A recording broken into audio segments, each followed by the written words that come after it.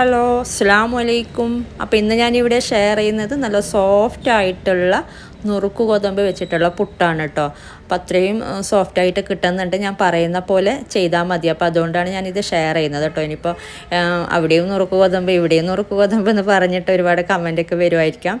പക്ഷേ നമ്മുടെ കയ്യിൽ ഒരുപാട് നുറുക്ക് ഗോതമ്പൊക്കെ ഉണ്ടെങ്കിൽ നമുക്കിത് ഇത്രയും സോഫ്റ്റായിട്ടുള്ള പുട്ടൊക്കെ ഉണ്ടാക്കിയെടുക്കാം. അപ്പോൾ നമുക്ക് റെസിപ്പിയിലോട്ട് പോകാം അല്ലേ. അപ്പോൾ അതിന് മുന്നേ നിങ്ങൾ എൻ്റെ ചാനൽ ആദ്യമായിട്ട് കാണുന്നതെങ്കിൽ ഒന്ന് സബ്സ്ക്രൈബ് ചെയ്യുക. അതുപോലെ വീഡിയോ ഇഷ്ടപ്പെട്ടാൽ ലൈക്ക് ചെയ്യാനും കമൻറ്റ് ചെയ്യാനും ഷെയർ ചെയ്യാനും മറക്കരുത് കേട്ടോ. അപ്പോൾ ഇതിന് വേണ്ടിയിട്ട് ഞാനിവിടെ 2 കപ്പ് നുറുക്ക് ഗോതമ്പ് ഒന്ന് ക്ലീൻ ചെയ്തിട്ട് വാഷ് ചെയ്തിട്ട് ഇതുപോലുള്ളൊരു സ്ട്രെയിനറിൽ ഇട്ട് വെച്ചിട്ടുണ്ട്.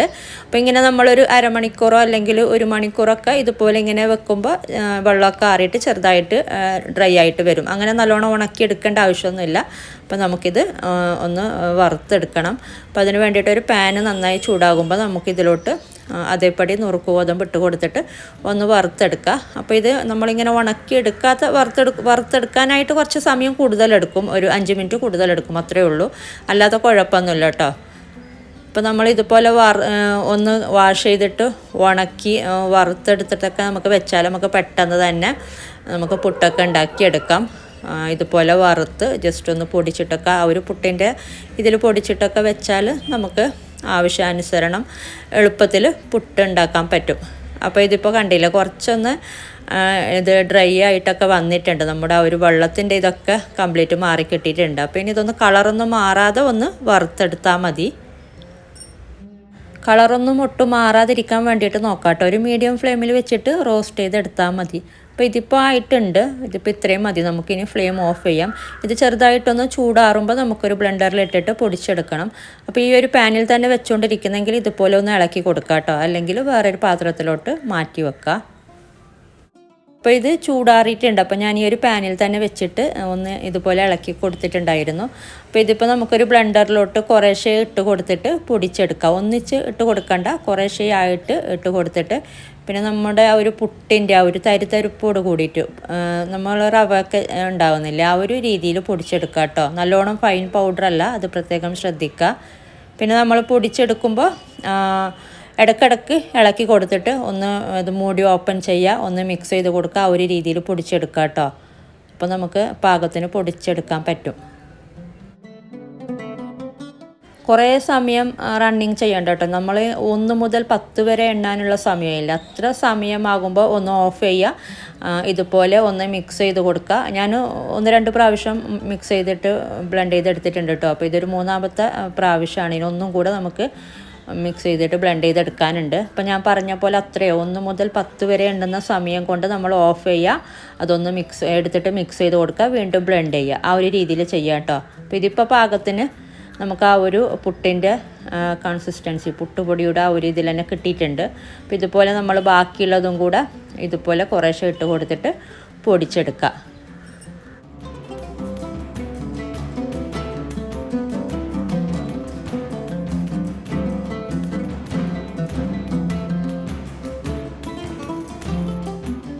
അപ്പോൾ ഞാനിത് കംപ്ലീറ്റ് പൊടിച്ചെടുത്തിട്ടുണ്ട്. ഒരു 3-4 പ്രാവശ്യമൊക്കെ കുറേശ്ശെ ഇട്ട് കൊടുത്തിട്ടാണ് പൊടിച്ചെടുത്തത്.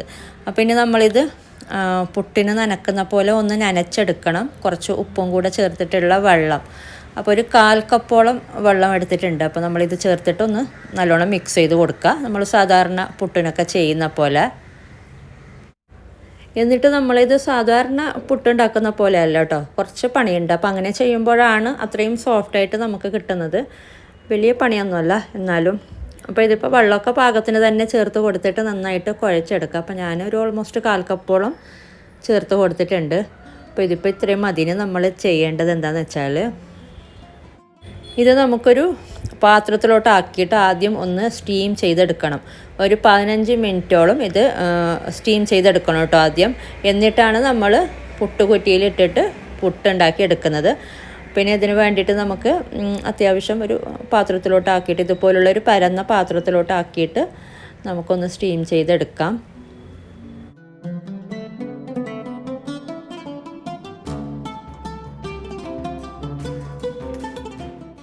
ഓക്കെ, അപ്പോൾ ഇത് നമുക്കിനി ഒരു സ്റ്റീമറിൽ വെച്ചിട്ട് സ്റ്റീം ചെയ്തെടുക്കാം. ഇപ്പോൾ ഒരു 15 മിനിറ്റോളം സ്റ്റീം ചെയ്തെടുക്കാം കേട്ടോ. അതൊക്കെ ഒന്ന് ശ്രദ്ധിക്കുക. അപ്പോൾ നല്ല സോഫ്റ്റായിട്ട് കിട്ടുന്നുണ്ട് ഇങ്ങനെ ചെയ്യുമ്പോൾ.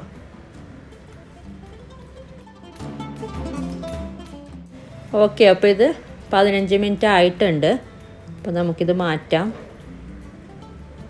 ഇനി ഇത് നമ്മൾ വേറൊരു പാത്രത്തിലോട്ട് മാറ്റിയിട്ട് ഒന്ന് ചെറുതായിട്ടൊന്ന് ചൂടാറുമ്പോൾ നമ്മളിത് വീണ്ടും ഒന്ന് കുറച്ച് വെള്ളം ചേർത്ത് കൊടുത്തിട്ട് ഒന്ന് പുട്ടിന് നനക്കുന്ന പോലെ നനച്ചെടുക്കണം.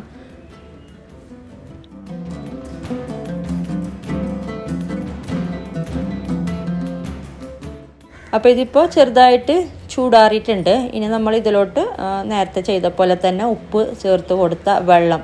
അപ്പോൾ ഉപ്പ് കൂടി പോകരുത് കേട്ടോ. നമ്മൾ ആദ്യം ഉപ്പ് ചേർത്തിട്ടാണല്ലോ. അപ്പോൾ രണ്ടാമത് വീണ്ടും വെള്ളം ചേർക്കുമ്പോൾ ഉപ്പ് കൂടുതൽ ഇടാതിരിക്കാൻ നോക്കുക. അപ്പോൾ ഞാനിപ്പോൾ 1/4 കപ്പോളം വെള്ളം ചേർത്ത് കൊടുത്തിട്ടുണ്ട്. എന്നിട്ട് നന്നായിട്ട് തന്നെ ഒന്ന് നനച്ചെടുക്കുക. അപ്പോൾ നല്ലോണം ഡ്രൈ ആയി പോകരുത് കേട്ടോ. അപ്പോൾ ഇപ്പോൾ നമ്മുടെ ഒരു പുട്ട് സാധാരണ പുട്ടിന് നനക്കുന്ന പോലെ തന്നെ ആ ഒരു രീതിയിൽ തന്നെ കിട്ടിയിട്ടുണ്ട്. പിന്നെ നമ്മളിത് സാധാരണ ചെയ്യുന്ന പോലെ പുട്ടുകുറ്റിയിലിട്ടിട്ട് പുട്ടുണ്ടാക്കിയെടുത്താൽ മാത്രം മതി. പക്ഷേ കുറച്ച് വേവിക്കുന്ന സമയത്തിൽ കൂടുതൽ എടുക്കും കേട്ടോ. നമ്മൾ സാധാരണ റവ വെച്ചിട്ട് അല്ലെങ്കിൽ അരി വെച്ചിട്ടൊക്കെ ചെയ്യുന്നതിനേക്കാളും ഈ ഒരു ഇതിൽ പുട്ടുണ്ടാക്കിയെടുക്കുമ്പോൾ ഇനി നമ്മൾ വീണ്ടും ഇതൊരു 15 മിനിറ്റോളം സ്റ്റീം ചെയ്തെടുക്കണം, വേവിച്ചെടുക്കണം. ആ ഒരു വ്യത്യാസമുണ്ട് ഇതിൽ. അപ്പോൾ നമ്മൾ സാധാരണ ചെയ്യുന്ന പോലെ ഇതിലോട്ട് ഇപ്പോൾ ആദ്യം ഒരു 2 ടേബിൾ സ്പൂൺ തേങ്ങ ഇട്ട് കൊടുത്തു. പിന്നെ ഒരു 3-4 ടേബിൾ സ്പൂൺ നമ്മുടെ ഈ ഒരു പുട്ടുപൊടി ചേർത്ത് കൊടുക്കുക. വീണ്ടും തേങ്ങ ഇട്ട് കൊടുക്കുക. അപ്പോൾ ആ ഒരു രീതിയിൽ ചെയ്തെടുക്കുക കേട്ടോ. പിന്നെ നമ്മളെപ്പോഴും പുട്ടുണ്ടാക്കുമ്പോൾ സ്പൂൺ വെച്ചിട്ട് അകത്തോട്ട് പ്രസ് ചെയ്യാതിരിക്കാൻ വേണ്ടിയിട്ട് നോക്കാം. നല്ലോണം പ്രസ് ചെയ്യരുത്. അപ്പോൾ അങ്ങനെ ചെയ്യുമ്പോൾ എന്തിൽ പുട്ടുണ്ടാക്കുന്നെങ്കിലും അങ്ങനെ ചെയ്യുമ്പോൾ നമുക്ക് ആവി കിട്ടില്ല. അപ്പോൾ പുട്ട് വെന്ത് കിട്ടില്ല. അപ്പോൾ അതൊക്കെ ഒന്ന് ശ്രദ്ധിക്കുക കേട്ടോ.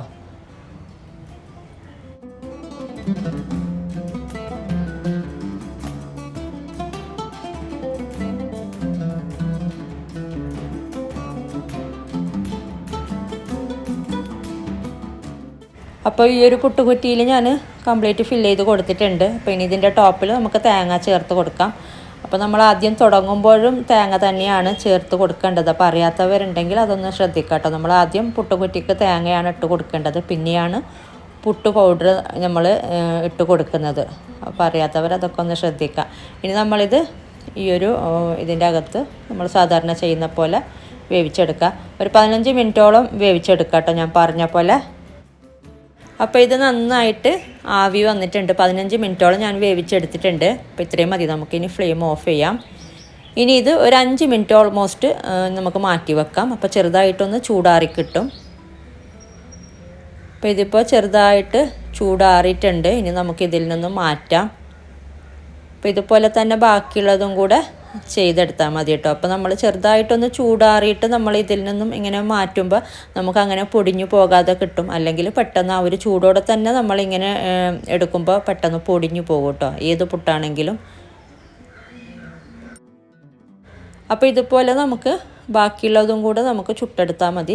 അപ്പോൾ ഈ ഒരു അളവിൽ ഇനി 2 എണ്ണം കൂടി, ഓൾമോസ്റ്റ് 2 എണ്ണം കൂടി ഉണ്ടാക്കിയെടുക്കാം കേട്ടോ, ഈ ഒരു പുട്ടുകുറ്റിയുടെ സൈസാണെങ്കിൽ.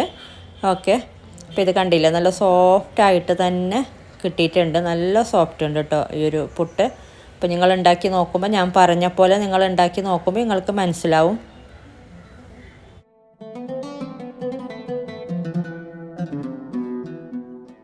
അപ്പോൾ ഇത് ചൂടാറി കഴിഞ്ഞാലും നല്ല സോഫ്റ്റായിട്ട് തന്നെ കിട്ടുന്നുണ്ട് കേട്ടോ. ചൂടോടെ കഴിക്കുന്നതാണ് ഏറ്റവും നല്ലത്, പക്ഷേ ചൂടാറി കഴിഞ്ഞാലും സോഫ്റ്റായിട്ട് തന്നെ കിട്ടുന്നുണ്ട്. അപ്പോൾ ഇത് കണ്ടില്ലേ, നല്ല സോഫ്റ്റോടെ തന്നെയാണ് ഉള്ളത്. അപ്പം ഞാൻ പറഞ്ഞ പോലെ നമ്മൾ ആ ഒരു പുട്ടുപൊടി ഒന്ന് ക്ലീൻ ചെയ്ത് വറുത്ത് പൊടിച്ചെടുക്കുന്നില്ലേ, അങ്ങനെ ചെയ്തിട്ട് നമ്മൾ സ്റ്റോർ ചെയ്ത് വെച്ചാൽ നമുക്ക് പിന്നെ പെട്ടെന്ന് തന്നെ പുട്ടുണ്ടാക്കിയെടുക്കാം. അപ്പോൾ വലിയൊരു പണിയൊന്നുമില്ല ഇത് ചെയ്യാനായിട്ട്. അപ്പോൾ വീഡിയോ ഇഷ്ടപ്പെട്ടാൽ ലൈക്ക് ചെയ്യുക, കമൻറ്റ് ചെയ്യുക. നിങ്ങൾ സബ്സ്ക്രൈബ് ചെയ്യാത്തവരാണെങ്കിൽ ഒന്ന് സബ്സ്ക്രൈബ് ചെയ്യുക. അപ്പോൾ ഇനി മറ്റൊരു വീഡിയോയിൽ കാണാം. താങ്ക്